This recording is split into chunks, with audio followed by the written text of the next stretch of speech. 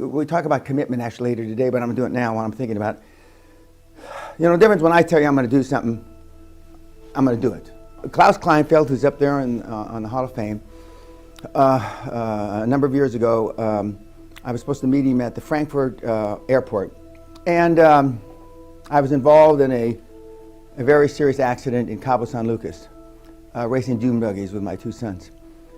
Going about 50, 60 miles an hour, I hit a boulder or a rock under the sand. And the dune buggy went up in the air and flipped and landed back down on me.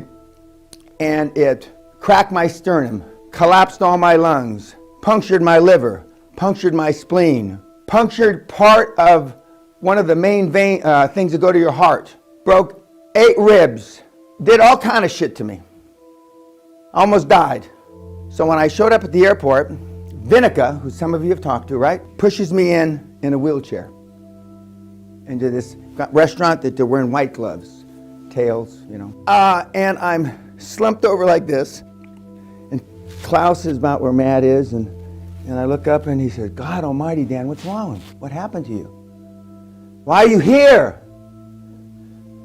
She pushes me a little farther, and I said, "Vinica, could you straighten my head up, please?" So she takes me by the ear like this, and kind of, you have to know Vinica. Winica's a tough bitch.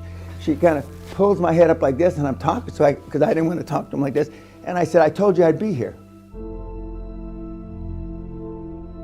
Klaus says he still remembers that when he thinks he's got a cold or he's not going to go to a meeting, he has a flashback from that.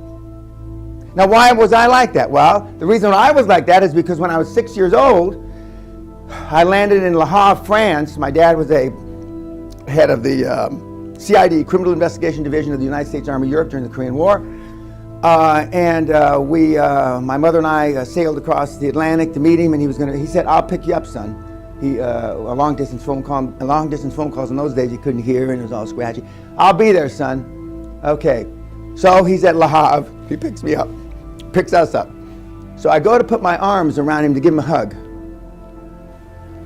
I bring my hands back like in a horror movie, massive, just blood all over. So I said, Daddy, what happened? What happened?" He said, "Don't worry about it. Don't worry about it." And he takes me like this and just walked to the limo, or where his driver was. He had just had surgery. They took a tumor out of his back, and he wouldn't let them put him under a general anesthetic, only a local.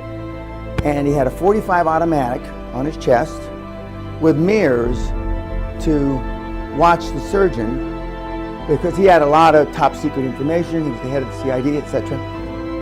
And just stitched me up. I got to go pick up my son. So when you've seen that, when you're 6, you're not going to let all that shit that happened to me not fulfill a commitment. Now you might have a migraine, or you've got diarrhea, and you'll miss a meeting. That's the difference. The corollary to that is when I say I'm going to fuck you up, I mean I'm going to fuck you up. That's just not a fucking metaphor.